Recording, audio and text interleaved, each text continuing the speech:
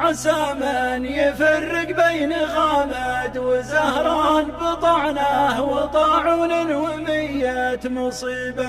يا لا لا لا لا لا لا لا لا لا لا لا لا سلامي على ابن عمنا روس غامد، يا حي الديار حي لي ذا الرجاجيل.